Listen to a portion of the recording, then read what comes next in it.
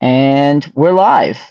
How's it going, everybody? Welcome to the first episode of the Track Hack podcast. I'm Gideon McManus. This is my brother and sometimes running partner, Silas McManus. And we were thinking to ourselves one day, hey, what if we made a running podcast? And so here we are, another podcast with a bunch of white guys talking about things that they don't really know much about, which is all the world needs. If you can't tell, under our names, we have our mile times, and that's because we're obviously going to be talking. It's a running podcast, and we're going to talk about the biggest running news, maybe of the 21st century. What would you say? Perhaps? Yeah, this takes the cake for sure.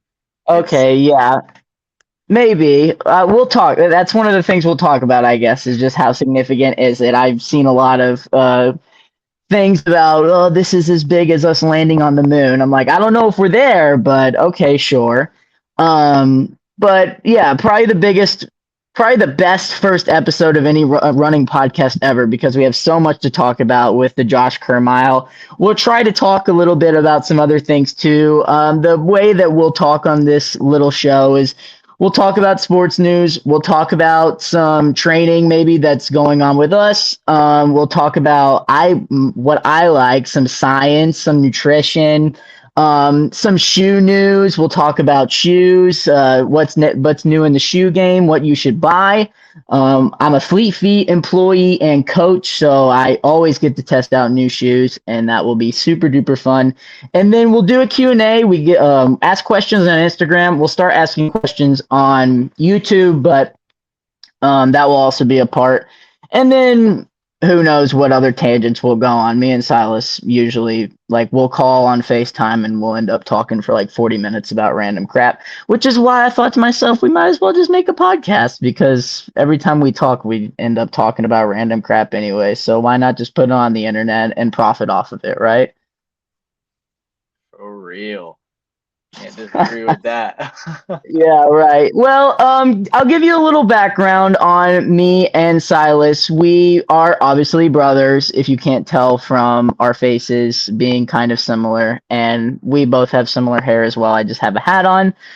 He has straight hair, but it's all good. But we both ran in high school. Silas is now a Division I runner at the University of Northern Alabama. I didn't run in college. I wasn't good enough, and It's still but pretty I've good though. recently, yeah, maybe, but now I run marathons, ultra marathons. Technically, an ultra marathon champion, actually. I've ran one ultra marathon and I won, so I call myself an ultra marathon champion. But we'll see if that won't get me into Western states.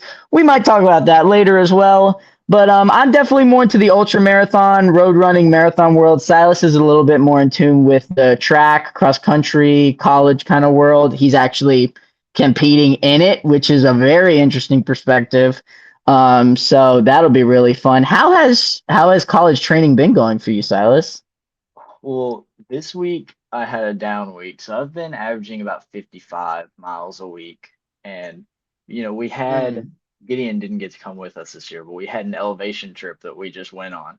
So, I'm riding high. I'm running 50s of miles per week at like 8,000 feet of elevation in the Rocky Mountains, right? 40 degrees every day, feeling great.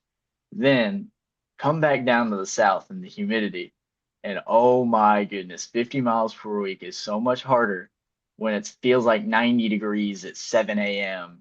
than when it's 40 degrees at elevation. It's perfect running conditions. So it's been good, but the adjustment period has been a little rough down in the south for sure. Sure. So is elevation harder than humidity, or No, is elevation, humidity's harder than elevation? yes, no doubt in my mind. Now doing elevation trips 2 years in a row and coming back, I've felt completely washed after feeling great at elevation.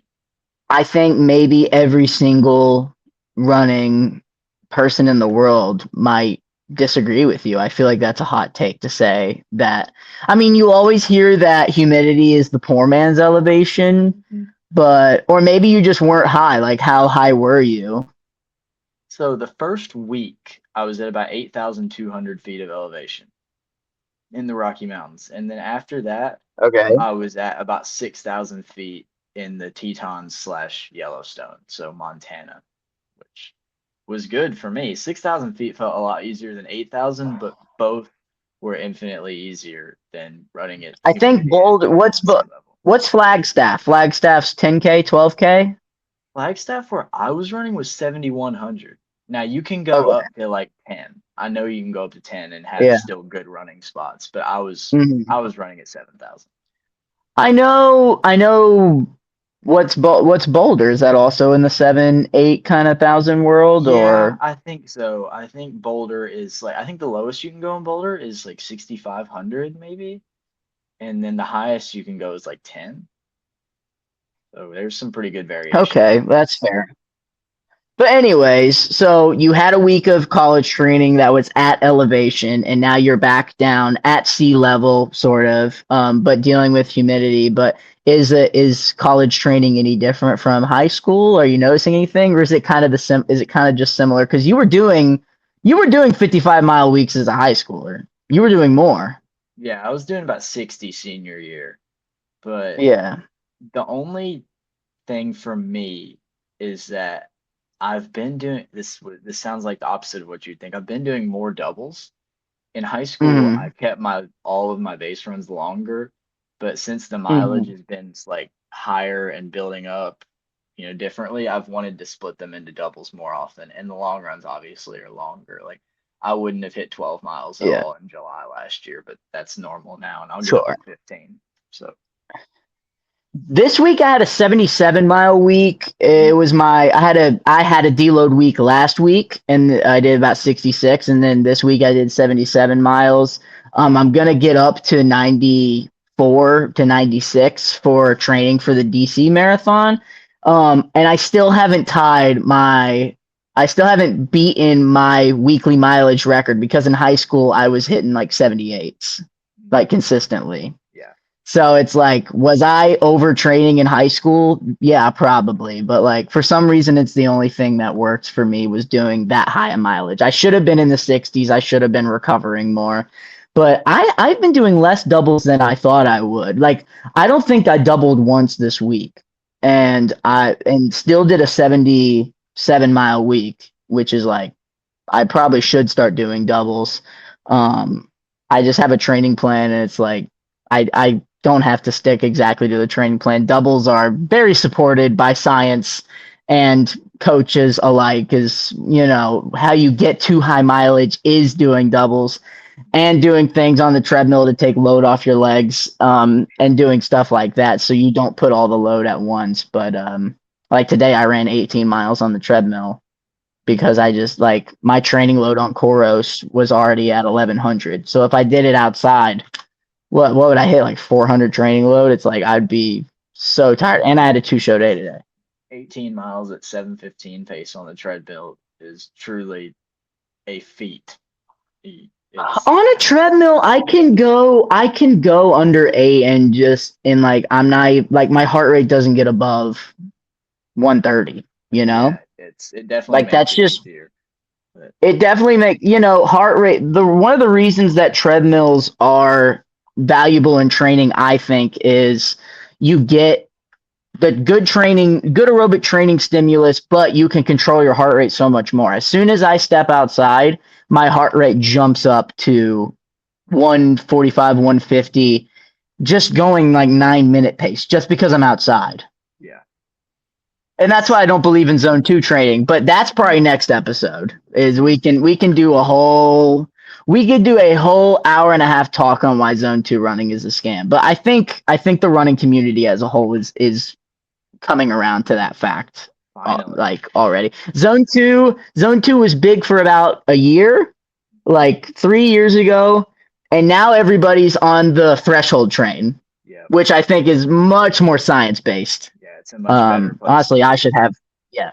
Honestly, I should have more threshold work. I was looking at my training plan and I was like, I feel like I need a double threshold in here or like something because like I do one workout on Tuesday and then sometimes a workout in my long run, which I know it's the marathon, but like I still feel like I should have double threshold. But Yeah, I don't know. I need to get with a real coach and talk about it. But I've been self-coached this far, so I guess I'm just afraid to break it.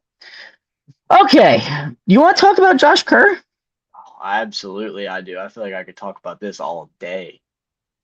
All right, so obviously big news, probably the biggest running news to happen this year, at least in my opinion. Maybe this 2020, that's debatable. We can talk about that, but in the biggest news in the 2020s, but Josh Kerr called his shot on the Sidious Mag podcast, which is ran by my good friend Chris Chavez. I hope he likes our podcast because I like Sidious Mag. But Josh Kerr went on the Sidious Mag podcast, called his shot, said, "Hey, London Diamond League, July 18th, I'm going for the mile world record. I'm going 3:42." Josh then proceeds to come out with a whole YouTube series weekly, showing his training, showing everything he's doing. Silas, were you buying into the fact that he was going to run 3:42 the whole time? Were you a skeptic? Where did you stand on that? I think I was the skeptic of all skeptics. I came out and said, I don't know if Really? he's going to I win thought you this would have race. believed him. I love Josh Kerr, You and I wanted him to do it, but I was okay? nervous that Nagoose was going to be able to beat him. I mean, I have You videos thought out Nagoose was? You online. think Nagoose is in that kind of shape? Yes, I do. I did before. You did.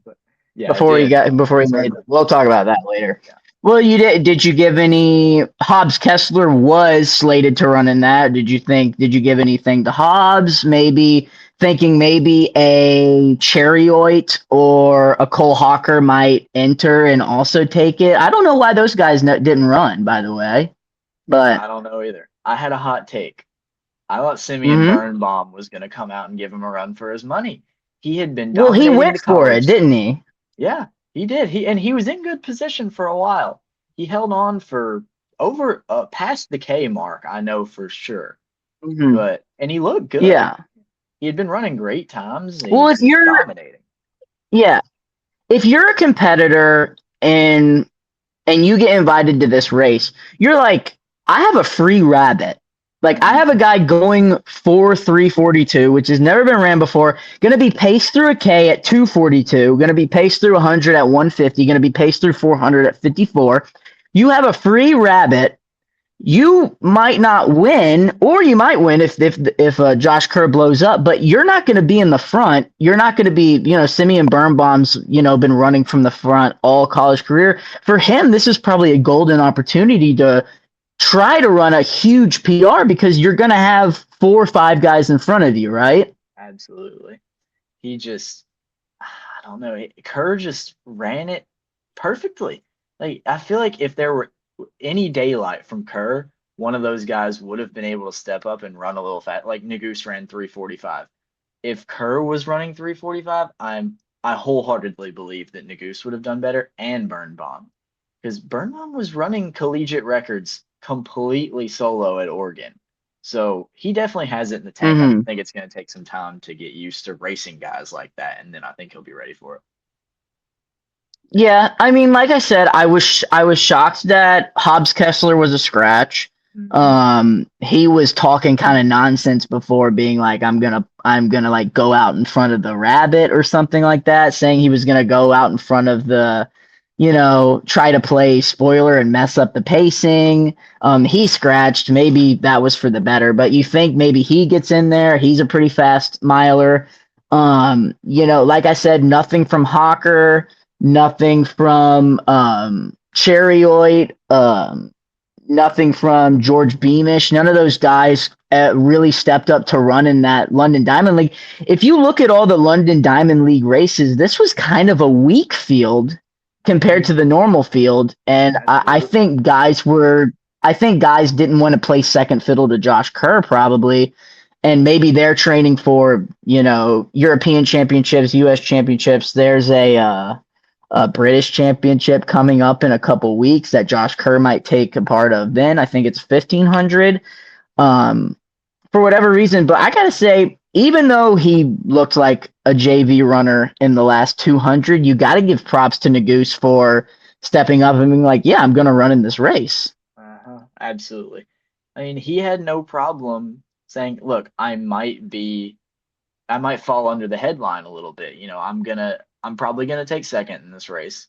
But I think he knew it was a risk he was willing to take because if it worked out and he won, you just beat the guy that was gunning for the world record and had looked like he was gonna do it.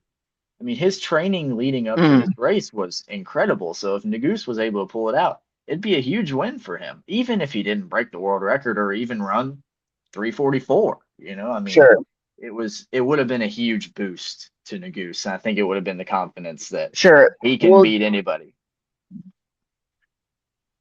I I was also a skeptic at first. I thought, whoa, like Josh, your mile PR is 345 and you're Absolutely. saying I'm gonna run 342.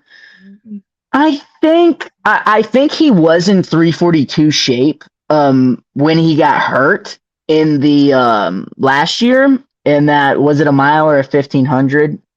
I think he was in great shape. I think he knew he was in great shape, but then obviously pulled up with an injury and had to step off the track. So I think he knew that. And that's why to him, calling the shot at 342 wasn't that crazy. Mhm. Um, but I was also skeptical as well at first.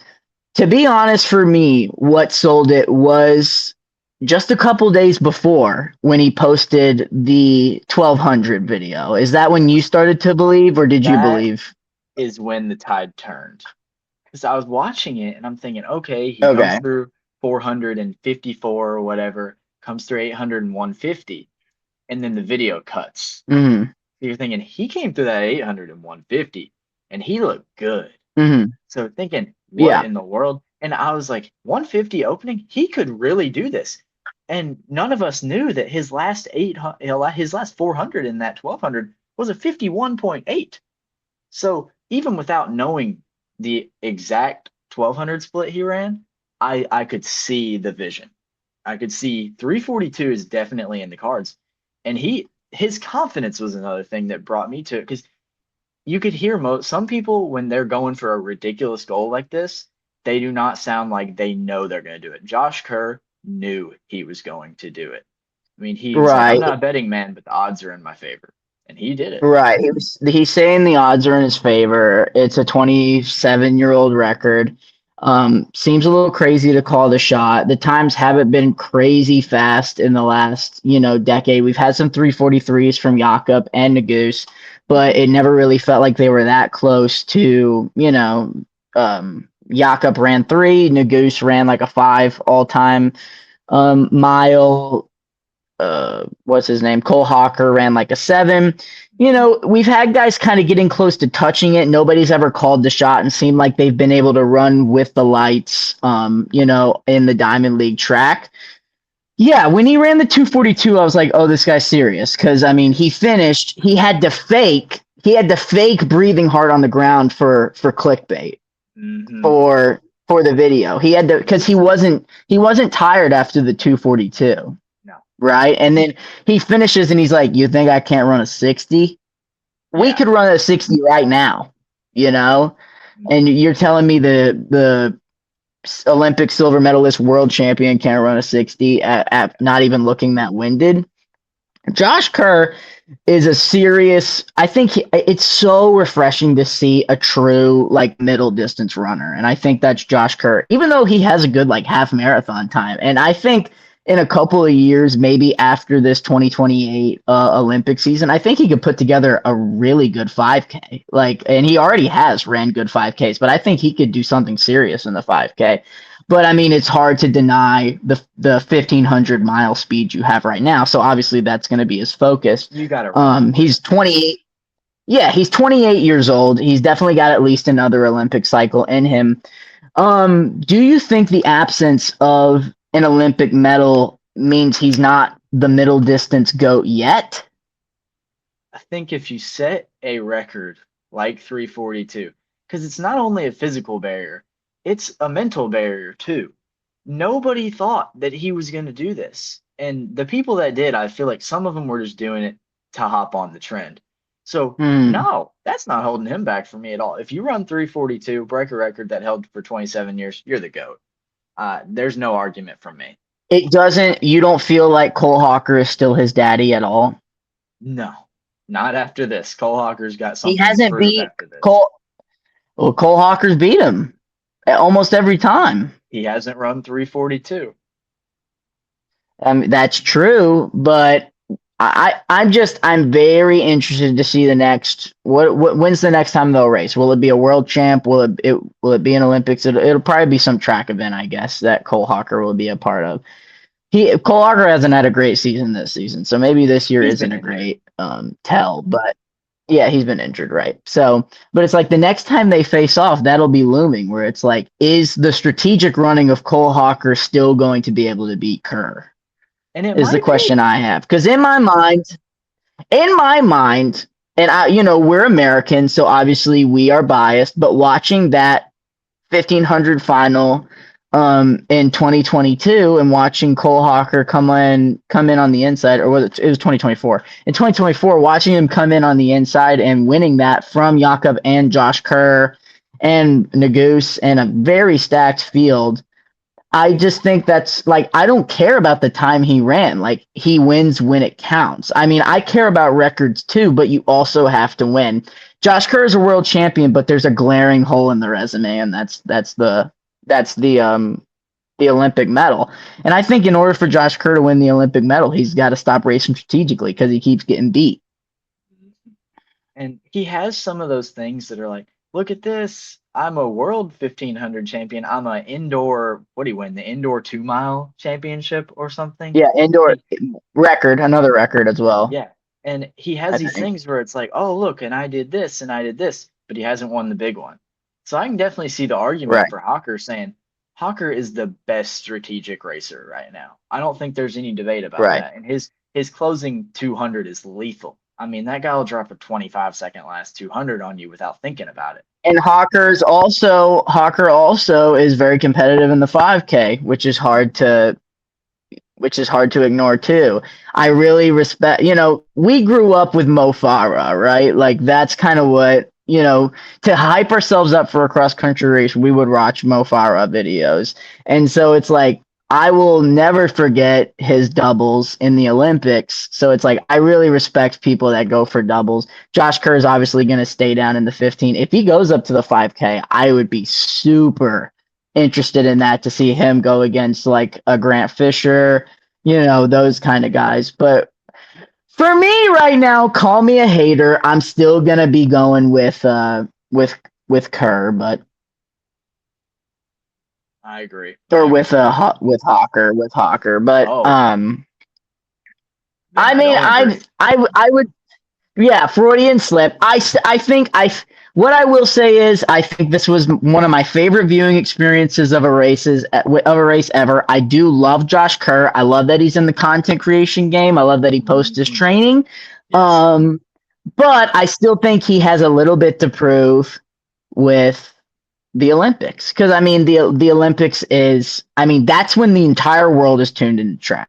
Yes. He had to really announce that he was going for this mile world record to even get a little bit of eyes on a Diamond League race, right? There's one time every 4 years that every eye is on the track, and that's the Olympics, right? And right now, all Josh Kerr looks like when all eyes are on the Olympics has been getting beat by Cole Hawker. Yeah.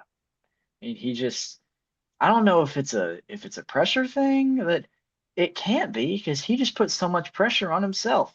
But maybe he's growing as an athlete. I don't know. Because there's no amount of pressure that you can put on yourself like saying I'm gonna break a 27-year-old world record.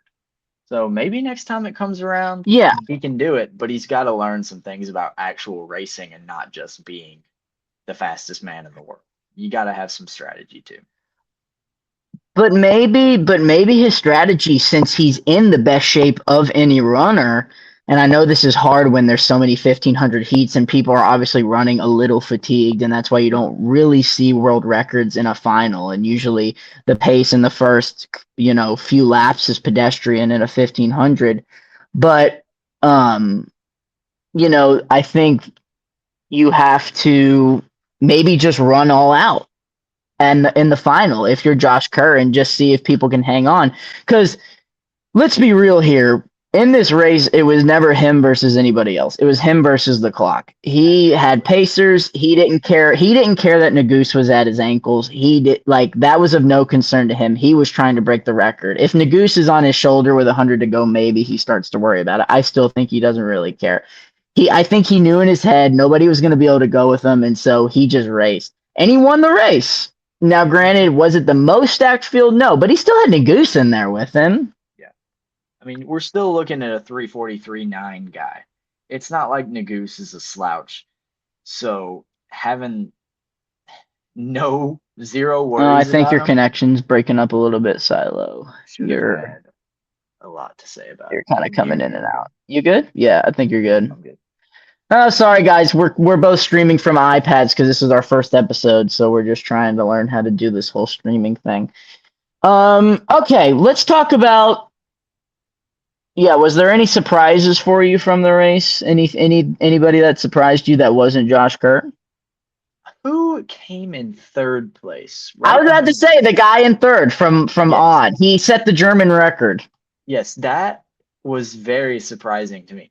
We Because should on probably the learn his name. yes, we should. On Yeah. the Flow Track live stream, He has I a good kept YouTube channel. He has a really good really. YouTube channel. Yeah. I should watch it then because Yeah. clearly he's legit. I mean, I was looking and I was like, who is this guy in third? And finally, when they got towards the finish and it got zoomed in, like, okay, I can actually make out who this Yeah. is. I was He's like, also man, on he ran Team a great On. race. He's also on Team On. He's a training partner of Nagus. So yeah, set the world record, set the German record, 346, not too shabby. Had a lot of guys going to 350. I mean, like you have multiple guys going to 350. That's obviously a very impressive race. Obviously, they were like going with Josh Kerr, so it was gonna be a fast race. I wrote this podcast script like 4 days ago, and I had is Hisham El Garouge just that untouchable? Because I thought there's not, it's not, surely it's not, but That gave me a good laugh. obviously But he's yeah, touchable. yeah, Um, yeah, so let's talk about some of the things that Josh Kerr did to get ready for this mile, and then I'll tell you at what level my confidence kind of built every time something happens. So the warm up 800. What do you end up running? Like 146, 145, somewhere around I there? think it was 145. Yeah, 145. 145 guy. I mean, that's a great 800. El Garouche was like a 148, like a 147 guy. Like he was, Really? yeah. I don't think he was that fast of an 800 runner. That's what I'm saying. I feel like Josh Kerr is like, it's very refreshing. He's like an actual middle distance runner. El Garouche, he ran the 5 and 10K. Like, Yeah. and he was kind of a little bit more scrawny and had that loping stride, kind of like Mo Farah. Josh Kerr runs strong. Like when I see Josh Kerr, I'm like, I don't feel like this form would hold over the marathon. When I saw El Garouge run, I was like, oh, like this is a long distance running form. With Josh, his stride is so freaking long, and he's like a taller, kind of more muscular guy, and that's kind of more middle distance build to me. Yes. 100%. Sleeping at altitude. He came out in his video and he did that. He sealed off his room. He was training at 8,000 feet, but he was sleeping at 12,000 feet. Obviously, that made some sort of difference. I would have, you would think that would have recovery, but I guess he was working on his aerobic stimulus in his sleep. Yeah. And I've seen one other person do this Who? and post on YouTube about it, Charles Hicks. Really? Yes, Charles Hicks has done this. So when I saw Josh Kerr was doing it, and Charles Hicks has taken a pretty large jump. So when I saw the Yeah, he's a 145, 20 yeah, 20 yeah, 204 guy. yeah, and then the sleeping in altitude, I thought, okay, maybe there's some logic to this. And that was the same video, I believe, where Kerr did an 8 mile tempo run at about 5 minute pace. With Haptem And Samuel. Yeah. yeah, and he looked like he hadn't ran after, just completely smooth. Yeah, So I think he ran like a 62 half. mhm, Yeah. he's he's unbelievable. That definitely made me start to believe a little more. But I was Uh, thinking, how would Garouge compare to this? That was my question the whole time running through my head. I was like, could Garouge do this at this I effort? I wasn't don't know. sold. I wasn't sold after the 800. I knew he had 145 in him. He didn't win the race. His training partner, Miller, Brandon Miller. yeah, Brandon Miller, who also had a race before. Dude, little tangent here. The whole time I'm watching the Diamond League, I was like, can we get to the mile? It's what we're all here for. Yes, 100%. Everybody was just biding their time. Let's watch this world record attempt. Everything else is a footnote. Flow Track had the audacity to say which performance was better, the Brandon Miller uh, number 5 American all time or the Josh Kerr world record. And the comments were like, "Oh, I wonder which one." I mean, don't get me wrong. Brandon Miller, by the way, I said that he was going to have a breakout this year. Look what's going on. But Really? What made you call that? whenever he ran, well, I think it was in Josh Kerr's 145 race. He stormed down the backstretch and he went ahead of Josh Kerr, and he ran like 144. It wasn't anything crazy. It was a small PR for him. Yeah. But I posted a video on my TikTok and I said, look, this guy is legit. Look at what he just did. He blew away from everybody by like 20 meters in the final 200. He has more in the tank than what he just ran. So then he ran 143 and 142. And I was saying he could stack up against Lukenhouse, Wanyoni. I mean, I don't know why. I just had a feeling about him. And sure enough, the bandana he's rocking. Yeah, rocking the bandana, crazy choice. But I mean, I guess when you're a sprinter, you kind of notice with Sha'Carri Richardson, with Noah Lyles, these sprinters, it doesn't matter how much weight you carry in these shorter races, they tend to, have a little bit more accessories. Sha'Carri Richardson with a weave and long nails, Noah Lyles stuffing a Pokemon card down his crotch, like. Yeah.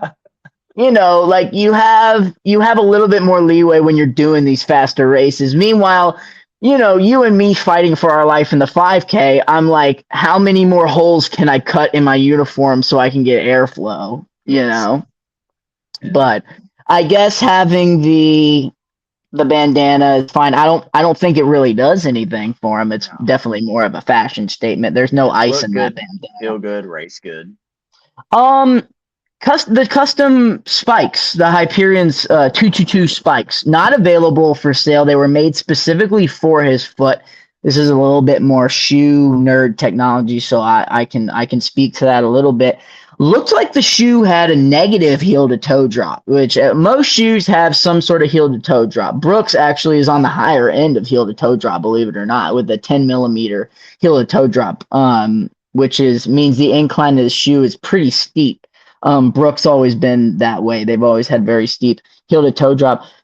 It looks like these shoes, like if you sat on them flat on the ground, so they could be legal because they obviously were legal shoes. They got approved by World Athletics for track use. If you sat on them flat, the heel was going deeper than the toe. So like you were kind of like your foot was at an angle like this.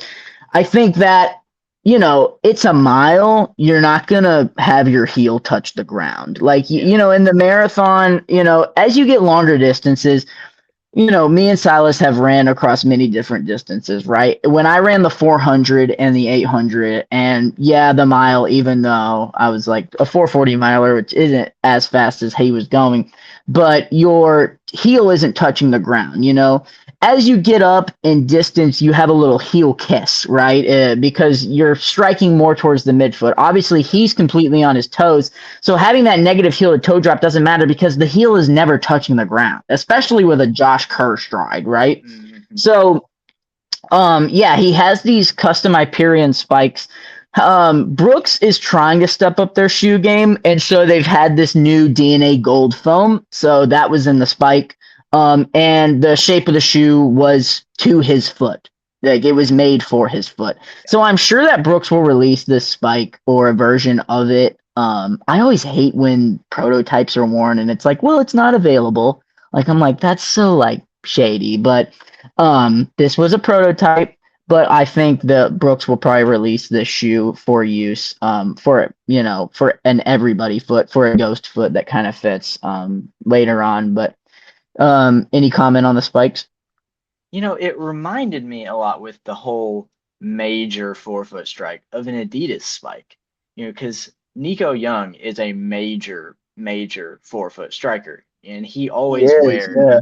Adidas spikes. And if you look at Adidas spikes as somebody who likes Adidas spikes and is going to be Right, you running actually do. I college, hate Adidas yeah, spikes. Yeah. I love them, and I'm going to be running college races in them. Hmm. There's almost no heel. Their Hmm. newer spikes, it almost looks like they intentionally don't put a heel in the spike because they know that their appeal is to 4-foot strikers. So that's what it Hmm. kind of reminded me of. I wore Brooks spikes in cross country and track. I did I too. wore the white and gold Brooks spike, and I mean they're good spikes. Obviously, like from when I retired from track in 2019. Obviously, the game is much more higher now. That shoe was at the max in terms of stack height. That spike was at 44 millimeter stack height and had a carbon plate. So like you're going, you have carbon plated track spikes now. I didn't really have that, but um, you have that new technology, and then the shape was probably the most valuable thing. Is he had the spike custom made for his shoe. Um, Big thing for Josh Kerr, I think maybe the difference maker for me, not the shoe, not the sleeving at elevation. This was his first time doing bicarb. Yes, it's a huge deal. It is. It. I agree. It might have been the biggest game changer for this race. Yeah. Yeah. Obviously, if you guys don't know bicarb sodium bicarbonate, it's just essentially a heavy carb mix. He was probably taking the bicarb from Morton, even though he's not sponsored. He was probably taking it, because that's the best one. That's the So best right one. now, but it's essentially a super carb heavy bowl with sodium pellets. Actually, I have it. Yeah. I'll While show he's you. gone, it's 150% of your daily value of sodium. It's a lot of sodium. And the amount of carbs in it is just ridiculous too. Here he is bringing it right now. It's a Yeah. game changer. It's a great tool. So yeah, it's basically you put it in this little bowl. You mix up a little carb mix, and then you have the sodium pellets. So very sodium heavy. He was also something to note. He like everything was measured to a T because he was getting sweat tests, he was getting lactate tests. So he knew exactly how much sweat he loses an hour and how much he needed to replenish so he could stay fueled and hydrated and stuff. And then obviously because he's on bicarb, he's doing some level of high carb, which we'll talk about at some point because we're big believers of high carb. Hopefully you are, I am. But so he's doing bicarb, and the bicarb, its effect on like longer distance races can be kind of contested. But the distance that it is tested and definitely works at is these middle distance races where it's almost entirely threshold and lactate based.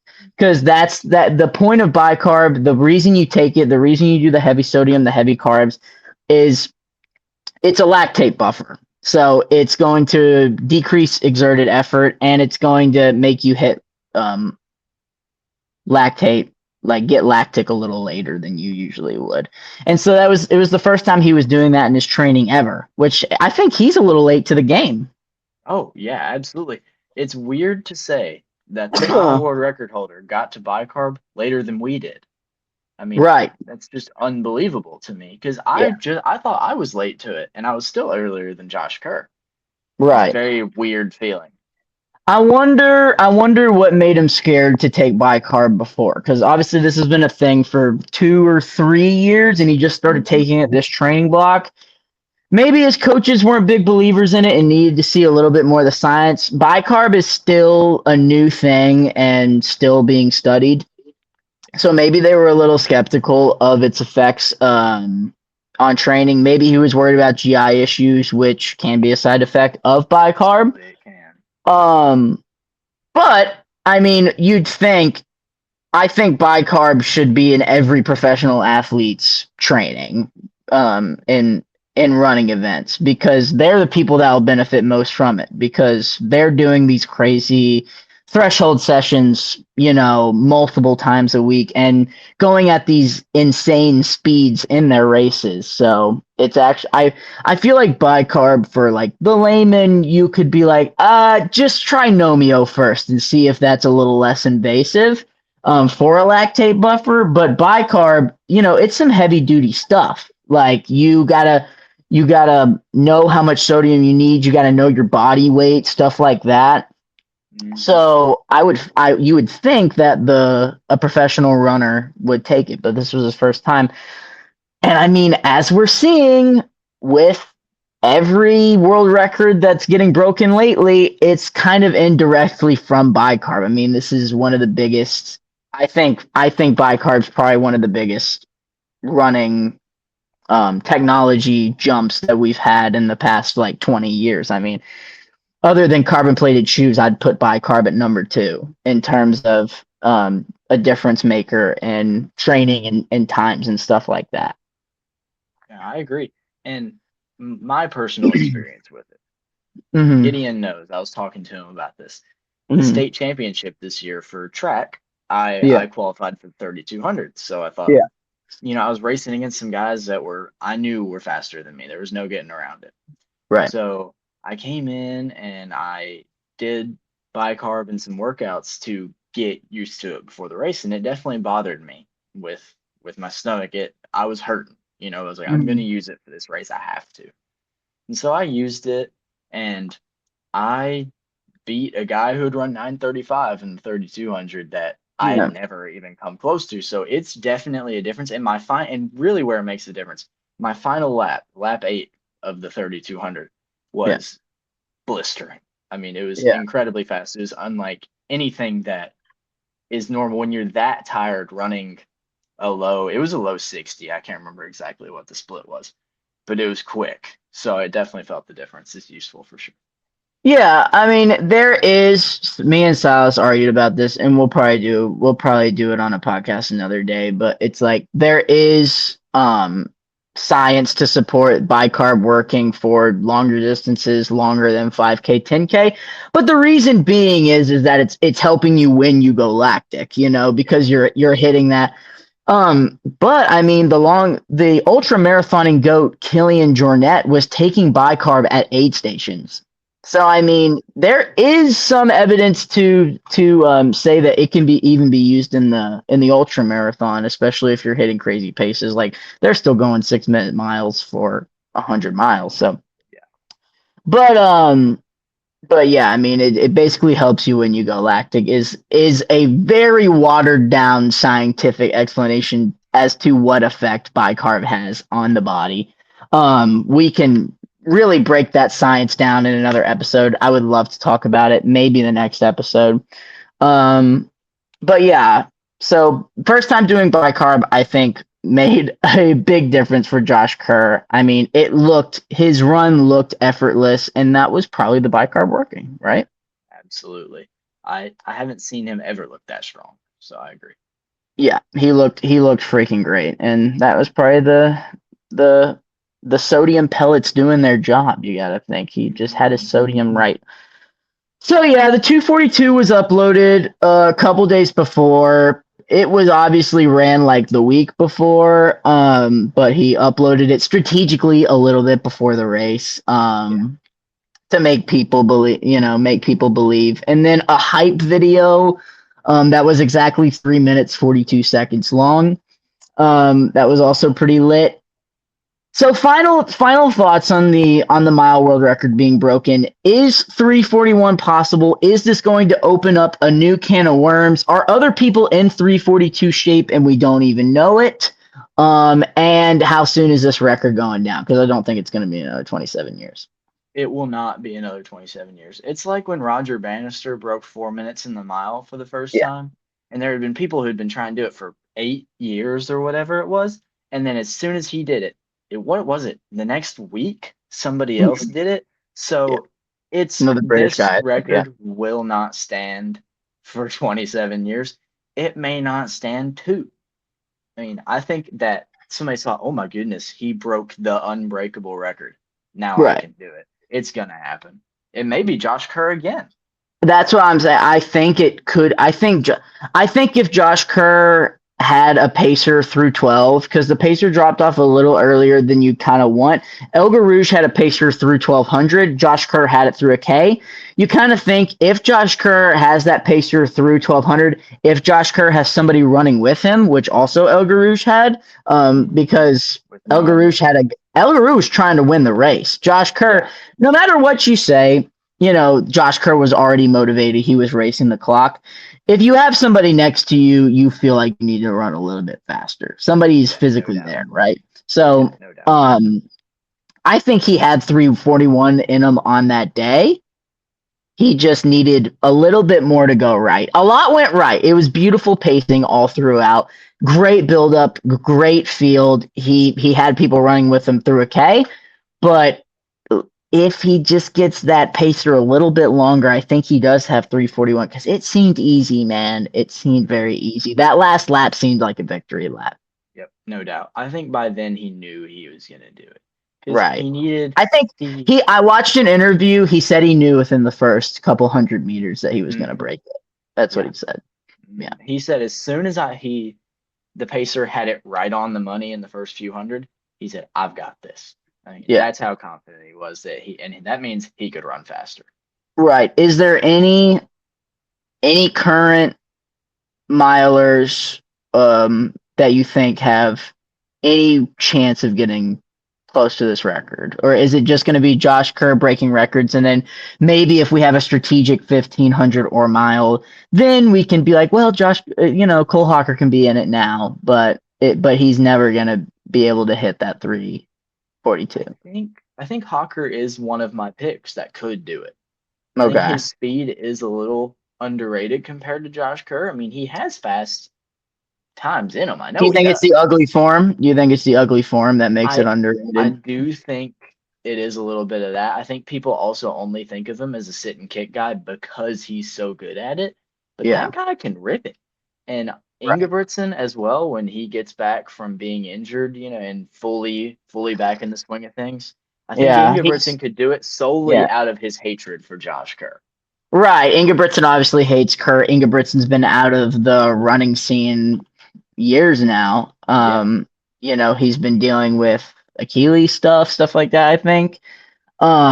Obviously not been on the top of his game since like 2022, 2023. Hopefully in the lab in Norway, somewhere, thinking that he can hopefully get something on Josh Kerr. But yeah, if I think Jakob's a little washed and overrated, in my opinion. Understand. I think his 1500 days are probably over, and I could maybe see him doing a 5K something like that. But not sure about being competitive in the mile anymore. Just not sure if he has that speed. I hope I eat my words though.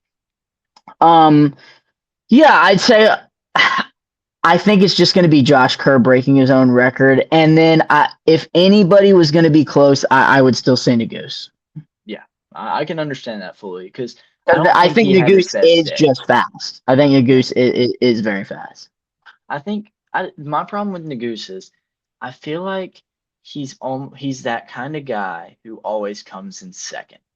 Right. It And seemed like he's that. he's always one step behind, which means he's still amazing. But is he ever gonna be the best? I don't think so. Mm, tough words for Yard Nagoose. Sorry, I like him a lot, but How I soon do don't you think think? How soon do you think we see the next roar? Give me a prediction.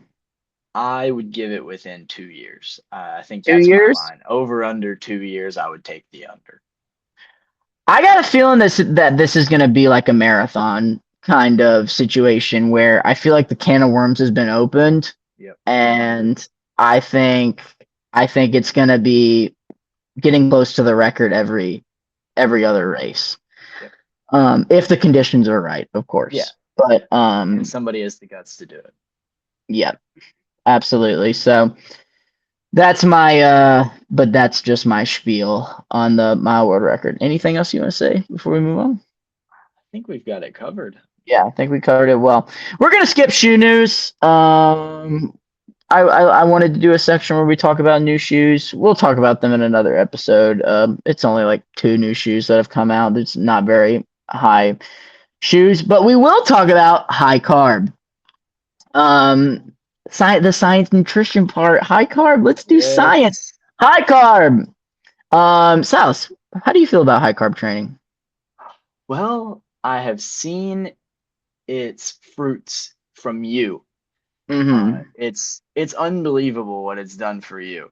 And you, I know it has to be great because I'm not super on it yet. Like I don't do near enough. I know I need to do more. I'm just not on it yet. I'm going to, Right. don't worry. It's hard. It's But hard.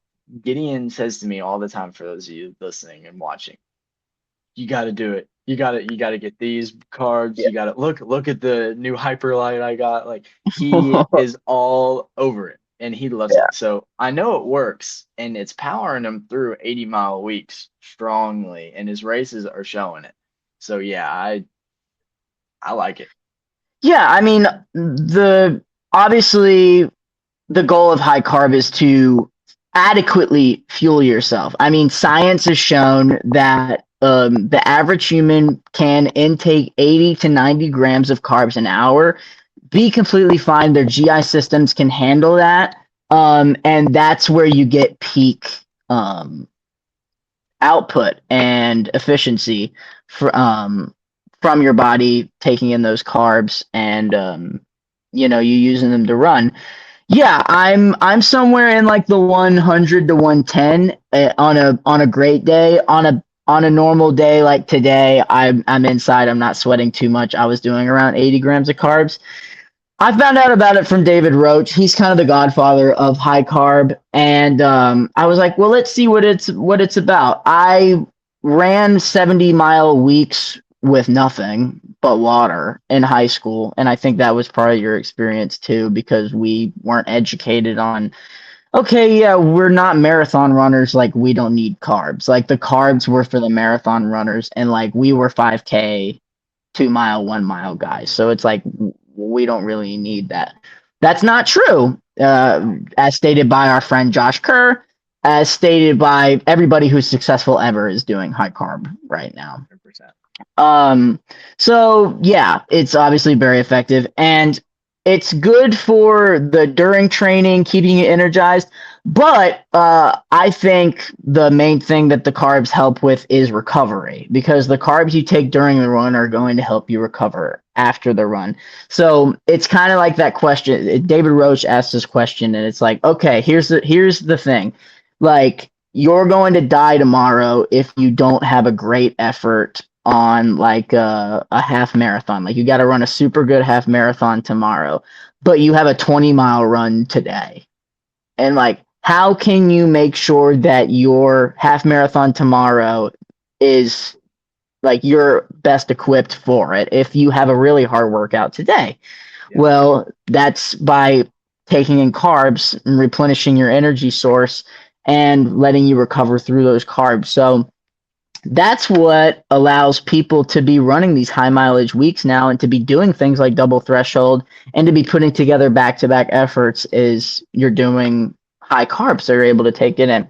So got a little spiel here. High carb training delivers massive performance advantage by providing the fuel needed to sustain high intensity efforts, delay fatigue, and accelerate muscle memory. When an endurance athlete pushes at or above 80% of VO2 max, so we're entering threshold here, more than 80% of their energy expenditure is powered by carbohydrate oxidation via muscle glycogen and blood glucose. The primary scientific and physiological benefits of maintaining high carb availability before, during, and after endurance training include number one, improved running economy, peak power output. It's kind of what we touched on before. Recent sports science research shows that high carb intake directly alters cellular efficiency. Exercising with high carb availability, such as consuming 120 grams of carbs an hour, improves running economy and reduces oxygen costs by 2.6%. This efficiency allows athletes to hold faster paces, clear longer climbs, and execute late race pushes using less physical effort. Do you think that your effort in the state 3200 was because you you did take in like 100 grams of carbs with the Yeah. bicarb. Yeah. It wasn't for me. Of course, this is the same thing, but this is the way I thought about it. I felt like I was able to push so much harder. Not that I wasn't working as hard, but because at the pace I would have been going, I wasn't working as hard, I was able to push that down even more. So that 2.6%, it felt like I was able to add a 2.6% strain on my body, in a good way. Yeah. So yeah, I definitely felt it. Yeah. So it improves running economy. That's the purpose of carbs during the run is you're obviously fueling your muscles with Yeah. the glycogen and stuff like that. Two, I already kind of touched on as well, but just to reiterate, protective structural role during grueling workouts, high carb availability suppresses stress like cortisol that spike during exhaustive exercise. So low cortisol, if you're a brain rot guy, that's kind of funny. By providing an abundance of fast burning energy, the body does not have to cannibalize its own muscle tissue for amino acids. Yeah. People that are on keto, bro, we don't get the keto community, guys. Like, and I feel like every person that's on keto is like super sad and like still kind of like skinny fat. No comment. No I'm comment. just saying, it's like if you like being active and giving yourself the fuel to be active is a more healthy choice than doing keto. Yes. Scientifically, there's no downside to taking in carbs. Like, of course, it's bad to take in an excessive amount of carbs if you're not active. Yeah, if you're Like not using them. if your goal is to do 10K steps a day and that's like your baseline of every day, then yeah, maybe taking in a crap load of carbs isn't the right thing for you, which isn't really healthy in itself if that's all you're doing to be active. Yeah. Michelle Obama had play 60 and like look, like yeah, like you should do like 60 minutes of activity a day, honestly a little bit more, but um yeah, I'll never understand a low carb argument for runners. There's a low carb community if you don't know. And like I don't know what I think they're saying like use lactate, like you should train your body to be able to use lactate, but that's just a less efficient fuel source than straight up carbs. Yeah.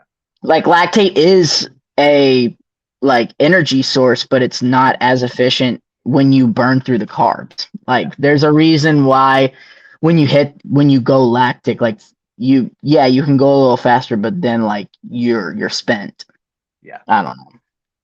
Carbs make you last a little longer. Um 100%. and also another argument against high carb is they're like, well, like if you're taking in so many carbs, then your body isn't burning off the fat. Isn't that your goal with cardio? It still burns off the fat. Yeah. Like that process still happens. It's just It's not not like you just you're get not it fast. starving yourself during the run. Yeah. Trust me, I started like when I started running again, I was 210 pounds. It still burns fat. I'm now in the 160s. Like Yeah. that all happened in a year, and I was doing high carb. Like the fat burn still happens. It actually it helps the fat burn because you're able to push a little harder. Yeah. Day-to-day recovery. That's another reason high carb is good. Body's natural internal glycogen take is finite. Your body stores roughly 500 grams of carbs, enough to fuel about 90 minutes of hard exercise. So you can go through 90. It's recommended for men to take carbs any effort longer than 60 minutes. That's kind of the blanket statement. Anytime you're running longer than 60 minutes, it's good to be taking in carbs during the run. I'd say a good little baseline to hit is like taking in like 40 grams, like take a 40-gram gel, 40-gram drink mix, somewhere around there. Um, Probably twice. Probably if you know you're going 60 minutes, then I'd take 40 grams at half, and then I'd take another 40 grams another half hour. But flooding the system with high glycemic carbohydrates immediately after a workout. So this is post workout carbs, which I'm also a believer in because that's for the recovery. jumpstarts the replenishment of these depleted muscle and liver glycogen stores. So this rapid refueling mechanism leads to substantially less fatigue on subsequent days, allowing athletes to back up hard training with minimal downtime. So basically helping you that asking that question, if you had to run a great race tomorrow, but you had a hard workout today, what are you going to do? The answer is throw carbs on it. You care if I jump in on that real quick? Yeah, jump in. So I figured this out talking about the carbs for after Mm-hmm. runs and workouts. Most people don't know. I've already shouted out Nico Young once. I'm about to do it Mm-hmm. again. He's a sports nutrition major outside of running. And I remember he posted like some Instagram reel. He's like, try and have a 3-to-1 carbs to protein ratio Three within to 30 one. minutes of your run. So I Okay. started doing it, and I can't remember what I was eating. It was like some bar that had a 3-to-1 ratio of carbs to protein, like on the nose. So I was like, oh, this is perfect. So I was eating like 4 granola bars after a run, like every day, and they weren't the best thing, like quality wise, but I got in that number set and I started feeling it. It's real. Like this replacing carbs immediately after, within 30 minutes, the recovery is much, much better than if you were to wait an hour and not Yeah. hit a good ratio. I know it's tough because I mean I don't know about you, but I tend to feel a little nauseous after hard efforts. Like, and I really don't feel like eating.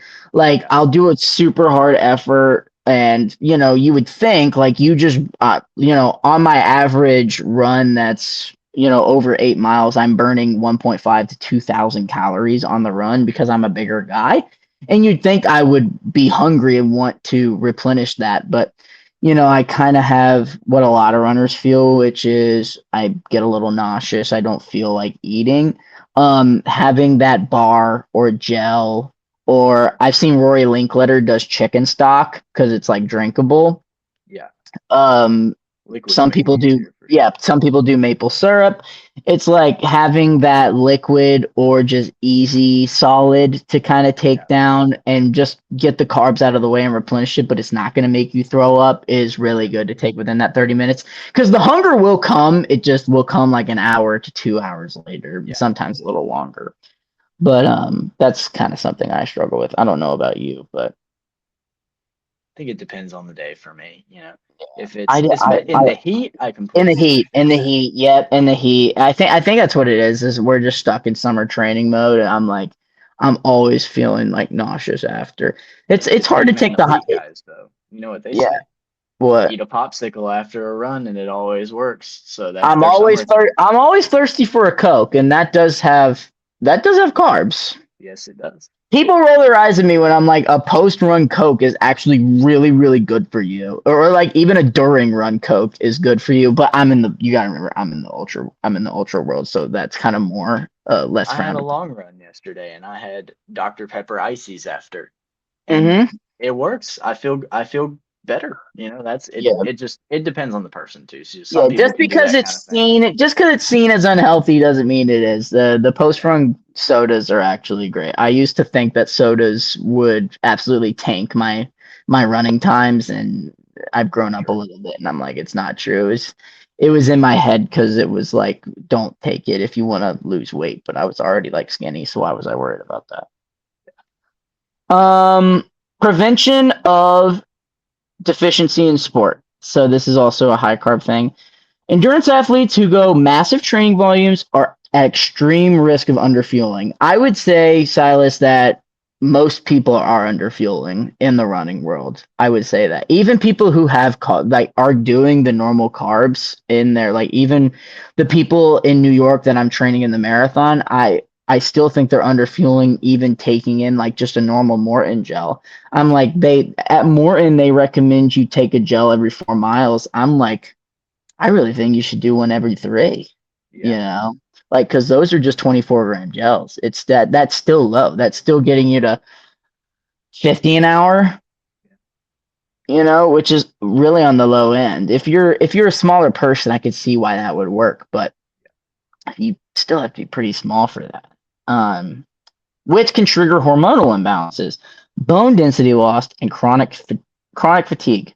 Prioritizing a high carb baseline ensures that the athlete meets their absolute energy demands, protecting endocrine and immune systems from dropping into a state of low energy availability. So, a lot of times you have runners, whether they're runners with history of disordered eating or missing periods, stuff like that. It's kind of been seen. David Roach has been in David Roach's coaching because obviously he preaches high carb. He's seen people get periods back, seen people, kind of recover from stuff like that through high carb. Because doing high carb, funny enough, fixes endocrine system. Maybe it can make you grow a little bit. That's also your endocrine system. Maybe it'll give me a few inches Use on my that. height. Right. Five, kind of an obvious, but gut training. Yep. The human digestive system is highly adaptive. Consistently consuming high carb supplements like gels, drink mixes, chews during training teaches the gut to upregulate its sodium dependent glucose transporters and fructose transporters. A lot of gels, like SIS, which is what Charlie Hicks uses, they are a dual gel, which uses both glucose and fructose. It has both, so it can get to your muscles faster. So you should look at gels and see if they have both, and if they are a better gel. Because I know everybody's like, well, it's just carbs. Carbs are carbs. That's not true. No. There are better and worse carbs. 100%. Training the gut over a multi-week period eliminates gas, bloating, severe cramping that frequently ruins race days for the unadapted athletes. So often I have people come into Fleet Feet and they're like, okay, never used gels before. I got a marathon in a couple of days. What gels do I need? And so often I'm like, okay, like now we just got to go with what's going to be easiest on your stomach. Absolutely. So let's get something natural. But you could be training with higher carb and better gels, but they are harder on your stomach. But like if you train with them for a month to 2 months, then you're gonna be used to it. Yeah, no doubt. I know people. That's one of their issues with doing high carb is they think it's going to cause massive GI issues. But once you get we're runners. We're gonna poop often, but doing something like getting used to the carbs is literally GI training. Yeah. I know that might have been your reservation with doing carbs and the bicarb. Yeah. The bicarb, because it hit me, even though I Right. had practiced it only twice was the issue. When the Yeah. state race hit, it was the Yeah. weirdest thing. I felt it in the race. I felt Uh-huh. the pain. Like I felt the benefit, but I also felt the drawback. Yeah. Where my stomach is hurting after the race, I'm kind of stumbling around. I hadn't trained myself up enough for it. Mm. Yeah. So Yeah. That's fair. Okay. So we've done our thing for high carb. Secondly, a little ad. HYK. We're sponsored by HYK. Can you believe we have a sponsor in our first episode? Go to HYK Energy, use Gideon10 at the checkout, and you can get 10% off your purchase. It's we were talking about carbs. Electrolytes are also very important. This is an electrolyte mix that uses Himalayan pink salt instead of normal table salt. Tastes great. This is the has 400 milligrams of sodium, 150 potassium, 60 magnesium, all different electrolytes in there. On the high end, it's not as high as like an element, so it's not as potent. In my opinion, mix in 2 with water, and that can give you the normal sodium if you're a heavy sweater. But go get that. They also have a Summit hydration mix with green tea extract with like 200 milligrams of caffeine and 1,000 milligrams of sodium. That's if you're doing a pretty hard effort. It's good for that too. They're coming out with a new formula, so I hope they get into the carb game. That would be great, but I think they're just electrolytes right now. You gotta get on that, Silo. I do. I know. Yeah, a little bit. I started posting on TikTok again this week.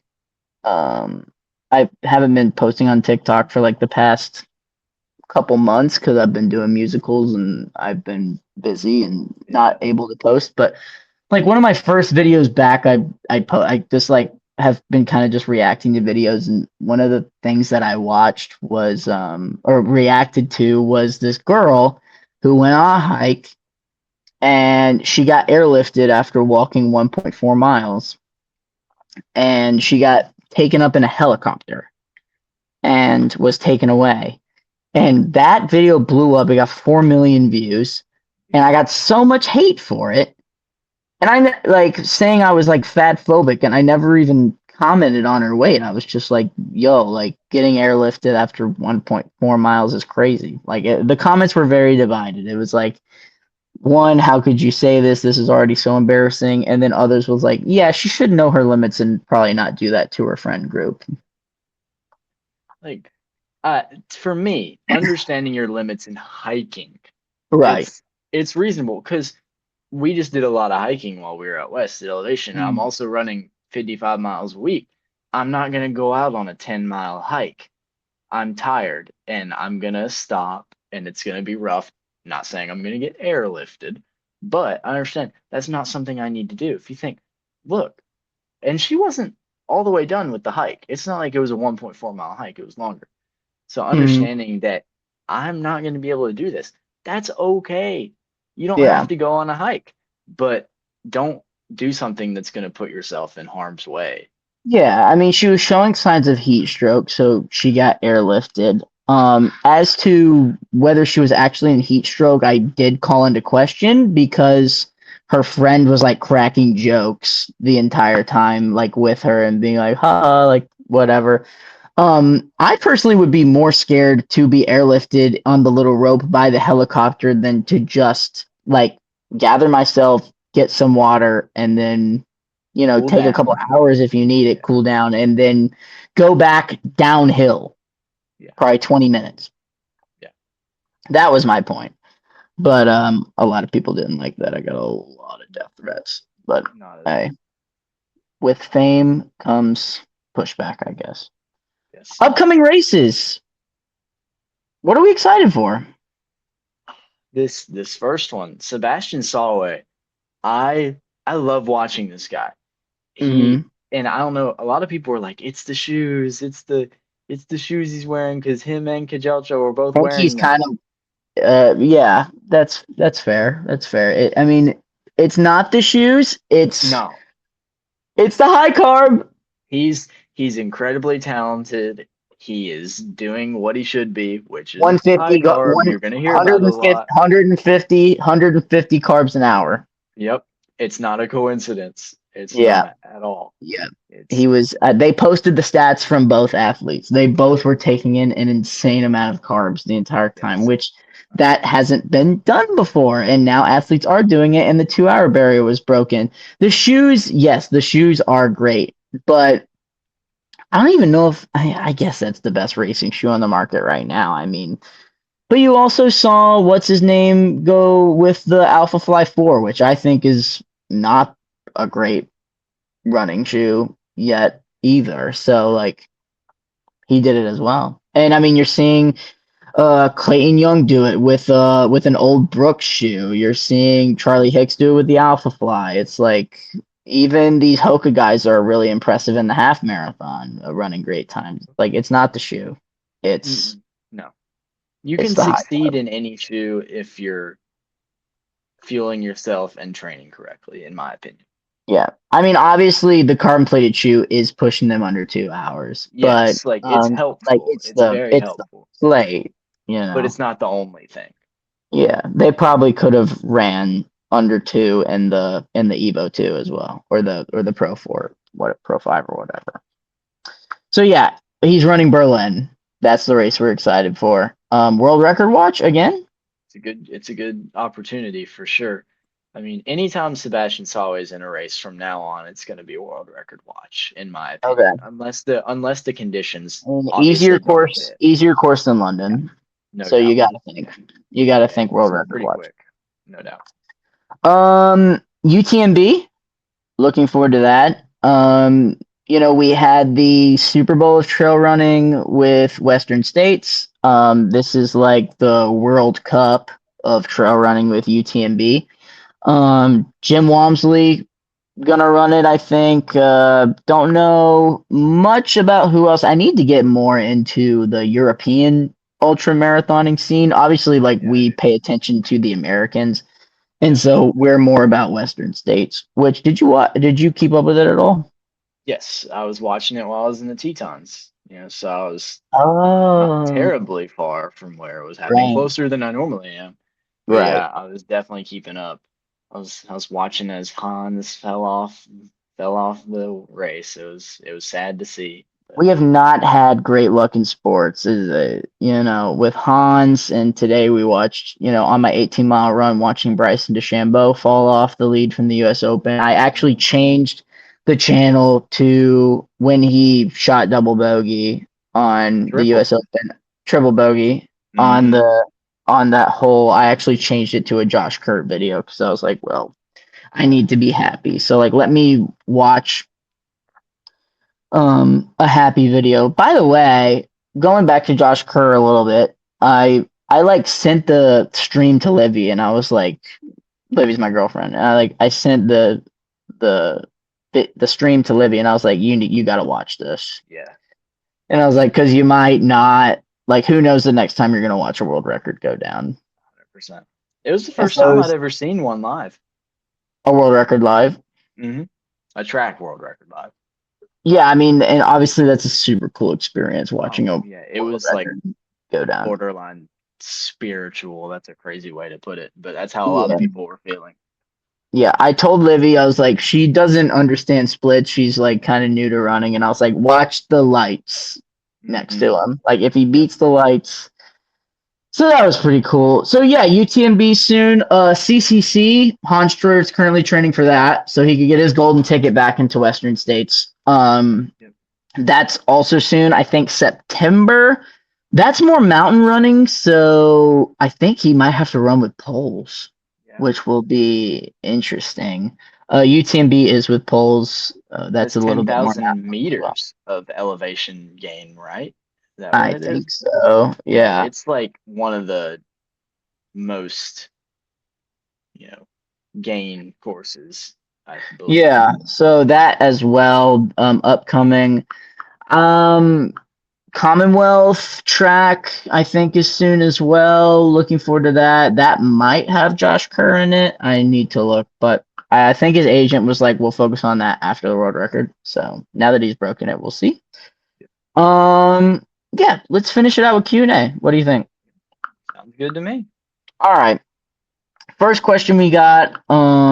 Shoes. What shoes are we running? What shoes do we recommend? Okay.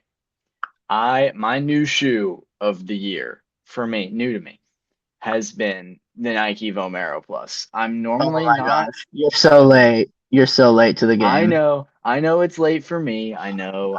I had that But shoe so many rotations ago.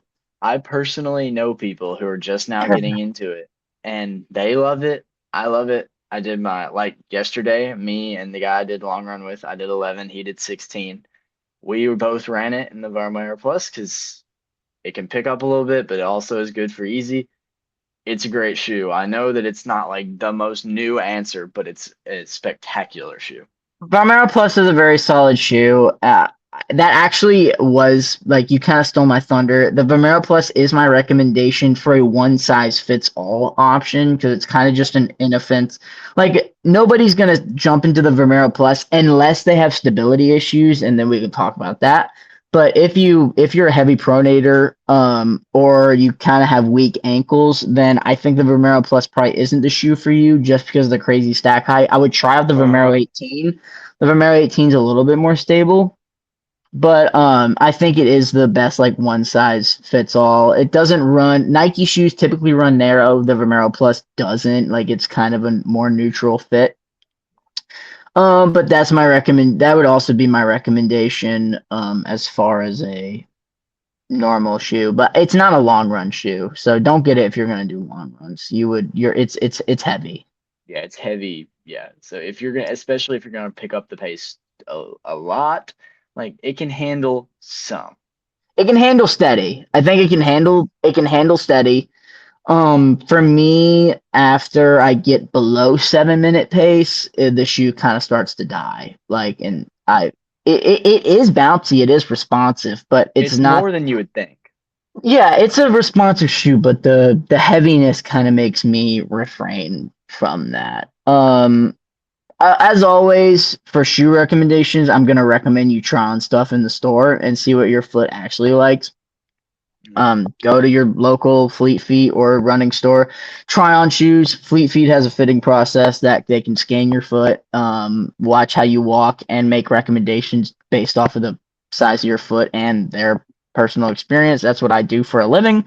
I think that's the best way to go find shoes.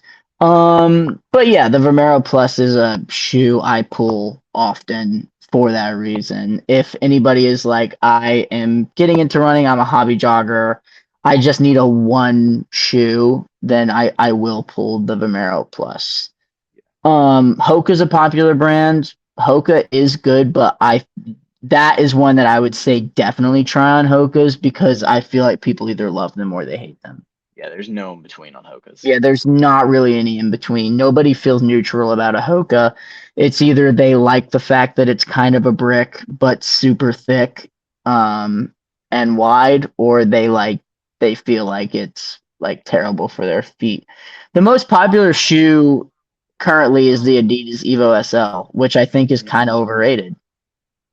Well, I should be getting some Evo SLs soon, so I'll be able to comment on them. I have not worn them yet. I can comment on the Evo SL. It's the most popular is the Evo SL woven. It's labeled as an everyday shoe, but it's not. It's gonna be kind of a more up tempo trainer. It's so light and bouncy and unstable that you don't want to do it on your easy days. It's so light it makes you want to go a little faster. My thing with Adidas shoes is I think the foam is great. I think the fit can be great for most people. Because of how their shoes are made, also because of the heel to toe drop, if you have lower leg issues, it can get pretty precarious. I feel like they can really aggravate lower leg problems. So if you're a person that struggles with shin splints chronically or like Achilles issues and stuff like that, I would probably avoid Adidas as a brand. Unless you're looking at a race shoe. In that case, the Pro 4 is a great option, and you can get it for $175 right now for a carbon plated race shoe that's actually very good. Yeah. Um, that would be my carbon plated recommendation, would be the Pro 4. Yeah. Carb brands, what are we taking? That's the second question that we got. Gideon's gonna call me being on the dark side on this one, but I don't care what anyone says. I'm a big G1M Sport from BPN guy. But I know you take it, but that's Mm, like that's my jam. That's all I'm doing right now. So I know you yeah, would have me BPN is like very you have it in popular. the rotation, but I Yeah, have it as yeah, like this is my thing.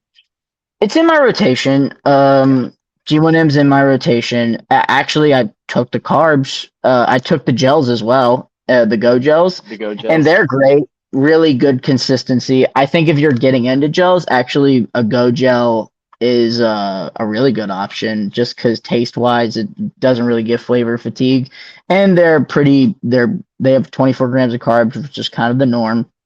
Yeah, and they're not So yeah, unreasonably priced. yeah, BPN was my intro to carbs, kind of, and the electrolyte mix is great. It's kind of like what I use to replace Gatorade. It has 20 grams of carbs, 450 milligrams of sodium. That's on the low end. And so that's kind of a low end carb mix. It's recommended you do 2 scoops if you're doing heavy activities, so then you can get those carbs up to 40 grams and get your sodium up to 900. 900. So yeah, so that I mean then it's but of course it's a little bit more potent. It clumps up a little bit more because you have 2 scoops in Yes. there. But the electrolyte mix is great from G1M. It's a good intro if you need a drink mix. I'm personally doing a mixture of precision fuel and beta gels. You can go get those. You can get SIS exclusively on the feed. That's the only place you can get beta gels. You can't go get them at your local store. Precision, you can kind of get. It's a little bit more well known. Both are kind of a high carb, um, liquidy texture gel. Not a strong flavor in either one, especially Precision Fuel. The normal just tastes like sugar, but it's very liquidy. I have these 90-gram pouches that are like what are they called? The squeezable applesauce pouches. It's like that. I can actually I can actually screw the top back on them and reuse it during the run because it's a 90-pound or a 90-gram pouch. So that's what I use. That's my mixture. That's pretty hardcore because both that one is 90 grams of carbs per pouch and one is 40 for the beta fuel gels.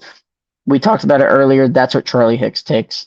That's also what I'm probably going to take for the marathon. I'm probably going to run with 8 or 9 of those in my waistband, and take them throughout. It's nice to have such a high like carb source. Like each each gel being 40 grams is pretty clutch, and they have that fructose glucose 2:1 ratio that provides a quicker energy source because it's the double kind of method there. So that's what I'm taking. But I would start out with like a honey stinger. You can get those at Target if you're just getting into carbs. They're 129 a pack, and you can go get those. Do the fruit smoothie. That's a good one. It's honey based. If you're not into gels at all, do maple syrup. Uh, you could fill up a shampoo bottle with maple syrup, and I think that's 300 grams of carbs. It's a So lot of syrup. It's a lot of it's a lot of carbs. syrup. But if you don't want to do gels and you just want to do maple syrup, you can do that as well. People like But it. as far as carb brands for me, I'm pretty much only running Precision, Beta Fuel. I'm doing Hyperlight for caffeine, which is a very high potency drink mix of 100 grams of carbs and 1,000 milligrams of sodium. That is very high, 100 grams of carbs in a drink mix, but it actually mixes very well and it's great, but it is really intense. And for the first time, I felt effects on GI from a carb because that was very high. So Yeah. I had to do a porta potty twice in my threshold workout, Woo. but I was less tired. I'll say There that. you go. There you go. And I think it has 100 milligrams of caffeine as well, which is great. Yeah, that's good. I kind of want to do this at the end of every podcast. What are we watching, running wise? What fitness things are we watching? Name like 1 or 2 things that you've watched and want to recommend to the listeners before we go. Okay. I, well, first of all, there's always going to be two people that I'm paying attention to, and they're right here. They're the people you're Mhm. watching. But also, big, big guy I've been watching for a while. The athlete special right now is doing his marathon training. So he's running like 100 miles a week. I can't remember what the series is, like the name of the series is, but the athlete special on YouTube, really good stuff. And he trains with Ali Ostrander, obviously his fiance. Oh So you shoot! kind of get a 2 for 1. It's really good stuff. Wow. Okay. I thought that I was like the king of watching running stuff, and I would know what you're about to say, but I haven't watched that. You need to get on it. Okay, I will. I've been watching this documentary on HBO with Livy called The Dark Wizard, which is about Dean Potter, who's a rock climber, and he was one of the top rock climbers like in the world, like set like crazy records on different climbing obstacles kind of things. And but the thing is that like from the time he was a kid, he always had this fear of like falling to his death. Like he would have night terrors about it. And so naturally, the thing that he should do is confront that fear and start climbing crazy. Yeah, But climbing. it really shows a lot of different sides to him. You kind of start to be like, is this guy nuts? Like he is nuts. But it's into highlining, base jumping, pulling a parachute, jumping off of a cliff, stuff like that. And then he becomes the founder of base climbing, which is free climbing, no ropes, no nothing, but with nothing but a parachute because he's so scared of falling doing these crazy climbs that he wears a parachute. And it kind of talks about his relationships and kind of his descent into madness trying to chase Alex Honnold, who you guys probably know, but he's the guy that did the whole Netflix climbing a tower thing. He's kind of the opposite. It's kind of funny to watch his interviews. He's in the documentary. It's kind of funny to watch his interviews because he's like complete opposite of this guy. He has just no fear, dork, very calculated, and Dean Potter was like a hippie who would like do mushrooms and be like, okay, I'm ready to climb. So it's like kind of cool to watch that, but kind of cool to see a guy in sport like be super afraid of what he's doing, but like be forced to confront it. But I'm actually not done yet. I'm 2 episodes in, but it is really good. A great treadmill watch if you need a treadmill watch. Very very long, good episodes. But I assume he dies because he's not being interviewed. I think for sure he does die, but they Oh, interview kind of everybody in his life and pull different interviews. But I think he falls to his death. I'm pretty sure. I don't. oh wow. I'm trying not to like get it spoiled, even though I think he died in like 2015. But Gotcha. um, and us and watch us as well. If you guys want to subscribe to Track Hack Podcast, you can actually go to the description right now. We're currently streaming on my YouTube account, but we're gonna start streaming on the just Track Hack YouTube. But we don't have access yet because we have to post a stream. So go to the description down below and subscribe there. But I think that kind of does it. We skipped shoe talk, but we can do that another episode. We don't really need to get into shoe talk. We touched on high carb, which is what I wanted to talk about anyways. Yep. All right. Well, I think that's it, everybody. Thank you guys for watching. Silas, anything you want to say before we sign off? Think we got it all covered right now. I hope y'all Any enjoyed it. comment on your mile being 1 second faster than mine? Okay, I actually do have something to say. This is a funny story. Although Okay. yours is a full mile, right? Yours Mm-hmm. is like not a 16. Yours is the full 1609. So technically, mine's Yeah. a 1600.